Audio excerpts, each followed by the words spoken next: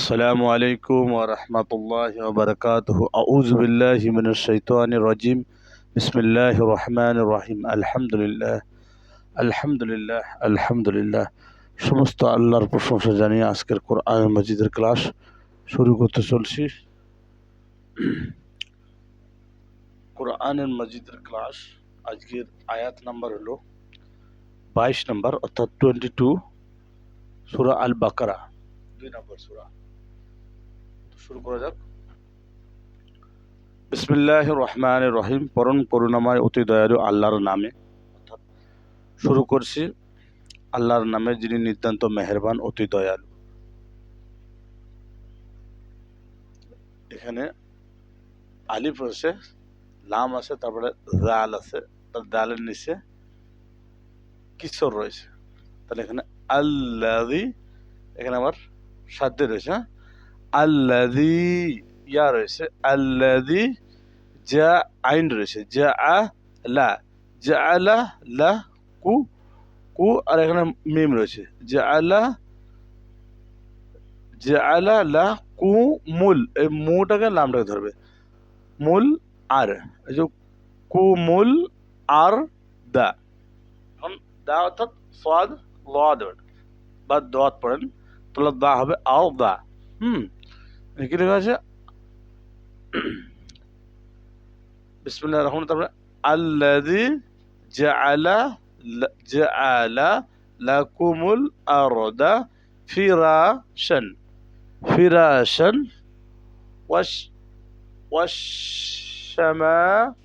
ওয়াশ-শামা, এখানে শিন রয়েছে, আবার সাদ্দে রয়েছে, তাহলে শা জোরে একটু হবে, ওয়াশ-শা, ওয়াশ-শামা, আলিফ রয়েছে, ওয়াশ-শামা আ বিনা, বিনা, এখানে আলিফের উপর মাদ্দে রয়েছে, বিনা আন, হামজা দুইটা, কি রয়েছে?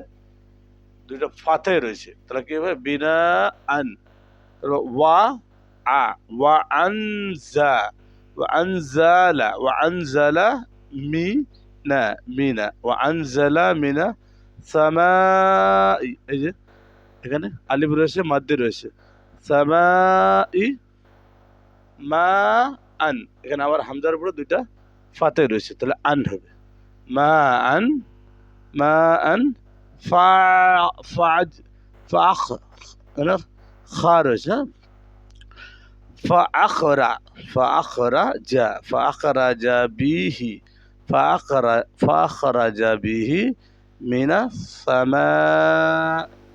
সামারাতি, মিনাস সামা, আলিফ বাতা সা আছে না, সা, সামারাতি, মিনাস সামারাতি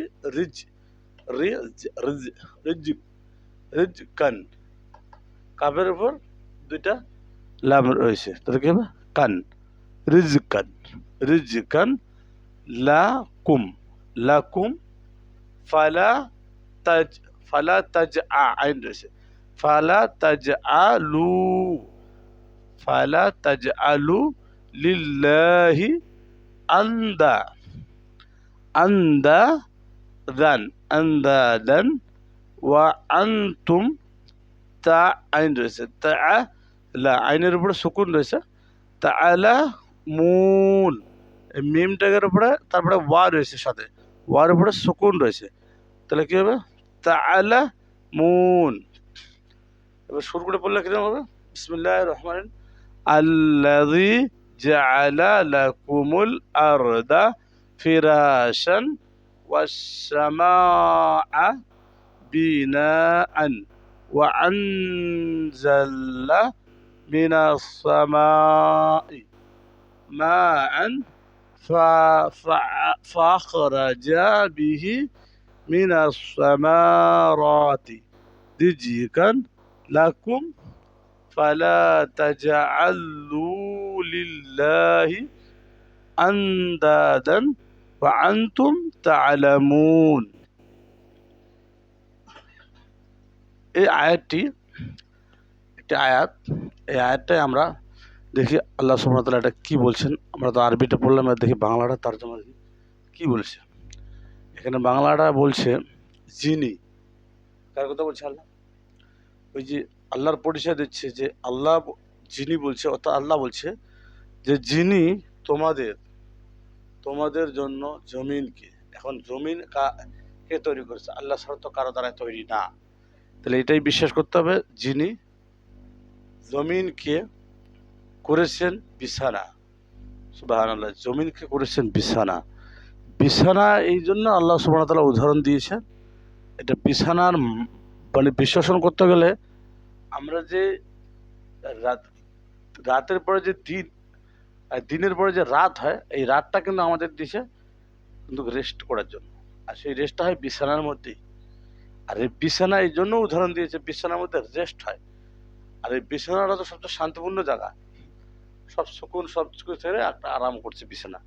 তো এই দুনিয়াটা ওটা একটা বিছানা করে দিয়েছে, একটা আরামের জায়গা করে দিয়েছে তোমাদের।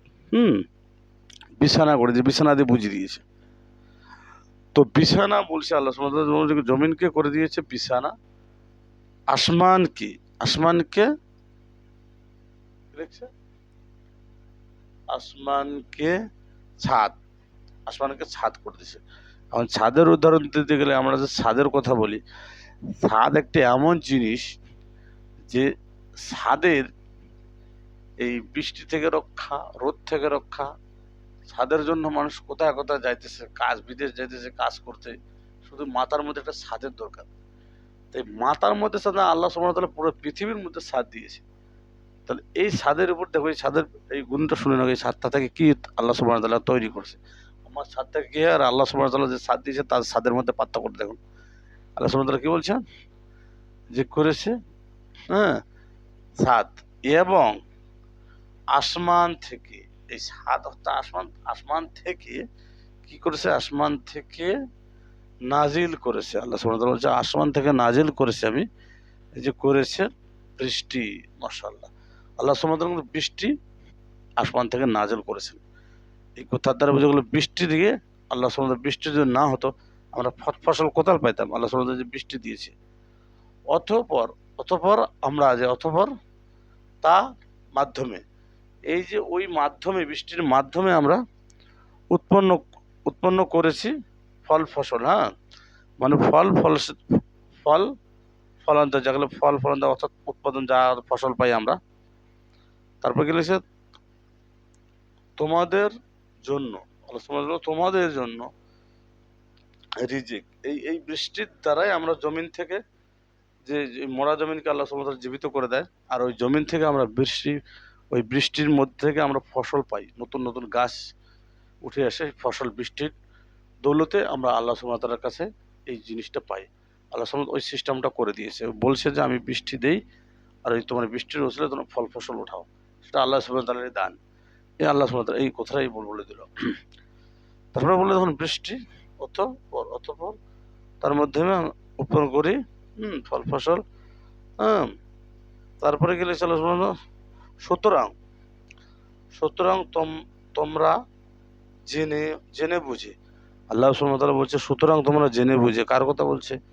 এই যখন কোরআন এই আয়াতটা নাযিল হয়েছিল তখন কিন্তু এই মক্কাবাসী আর এই যারা কোরআনের অপোজিট, যারা বিশ্বাস করতো কাঠের পুতুলকে, কোনো একটা বাঁশের পুতুলকে, কোনো একটা পাথরেরকে, যে এটা আমার ধন দৌলত দেবে, এটা আমার ভবিষ্যৎকে ঠিক করবে, হ্যাঁ, এটা আমার পরপুরুষ, এটা আমার, এটা এইভাবে কিন্তু ওরা বিশ্বাস করতো।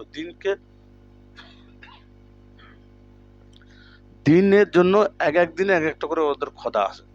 তো আল্লাহ সুবহানাহু ওয়া তাআলা বলছে তারা আবার এটাও বিশ্বাস করতো যে খোদা অ্যাকচুয়ালি, কিন্তু তারা দিন করে বলছে ওই তাদের খোদার ছেলে বা খোদার আত্মীয় গোষ্ঠী ওইভাবে মানতো। তো বলছে যে তারা তোমরা জেনে বুঝে, এই যে জেনে বুঝে আল্লাহর জানা সম্পর্ক, এই যে আল্লাহর জানা, আল্লাহ সব সম্পর্কে জানে ওরা, তারপরেও সব কাজ করে। কেন? যে তাদের আত্মীয় সার্টিফিকেট বানায়, মানে শেয়ার বানায়, যে এটা অমুকের ছেলে, এটা অমুকের ছেলে। মেন আল্লাহকে যদিও মানে তার এই হাবিজাবি লোককে তারা আল্লাহর ক্ষমতাবান মনে করে। তো এটাই আল্লাহ সুবহানাহু ওয়া তাআলা আয়াতে তখন বলছিল যে যে জেনে বুঝে আল্লাহ সম্পর্ক নিয়ে ধারণা করো না। আল্লাহ সুবহানাহু ওয়া তাআলা বলছেন যে তোমরা জেনে বুঝে ওই সম্পর্ক ধারণা করবে না। এবার এখনকার জামানায় সে আয়াতটাকে যদি আমরা যদি এই আয়াতটাকে আমার ব্রেনটে ঢুকাই, তাহলে এখন আমরা দেখো যদি কোনো ফসল পাই, তাহলে বলা হয় যে সোমবার যদি বৃষ্টিটা না হতো আমি আহ, ক্ষেতটা লাগাতে পারতাম না, বা অমুক যদি আমাকে বিছনটা না দিত তাহলে আমরা ধানটা কাটতে পারতাম না, আমাদের ধানও হতো না। আর ও বলতেছে আমি যদি বিছন না দিতাম তো ধানে হতো না, তুই খাইতিস খাইয়ে পারতিস না, মানে খাওয়ার তোর অভাব হয়ে যেত। তারপরে আমরা আবার বলি যে আহ, অমুকের জিনিস নিয়ে আমি ঠিক হয়েছে না হতো আমার অবস্থা শেষ হয়ে যেত। তো এগুলো হচ্ছে আল্লাহ সুবহানাহু ওয়া তাআলা বলছে যে এই আয়াতটা দ্বারা বোঝা যাচ্ছে এগুলো কিন্তু কোনো প্রশংসা না, আল্লাহ সুবহানাহু ওয়া তাআলার প্রশংসা করতে পারবো না। জানি বুঝি আমরা জানি যে আল্লাহ সব কিছু দেয়, কিন্তু তার মধ্যেও আমরা এই ছোটোখাটো ব্যাপারটা আমাদের ঢুকাই না, এগুলো সেরেকে ধরে। যদি আমরা মানুষকে প্রশংসা করে ফেলি, কেউ একটা জিনিস দিলে তার প্রশংসা করে দিয়ে এমন করে দেয় আল্লাহর কথা ভুলে যাই, এটা আমাদেরকে বিরত থাকতে হবে। কোনো জিনিস যদি কেউ দেয় সর্বপ্রথম আলহামদুলিল্লাহ শুকরিয়া আল্লাহর কাছে জানাতে হবে, তারপরে তাকে বলতে হবে যে না তোমায় তুমি দিয়েছো, হ্যাঁ সেটা তুমি খুব আহ, আল্লাহ সুবহানাহু ওয়া তাআলার লাখ লাখ শুকরিয়া যে তোমার দ্বারা আমার জিনিসটা পেয়েছি, এটা আমাদের ব্রেনটা রাখতে হবে।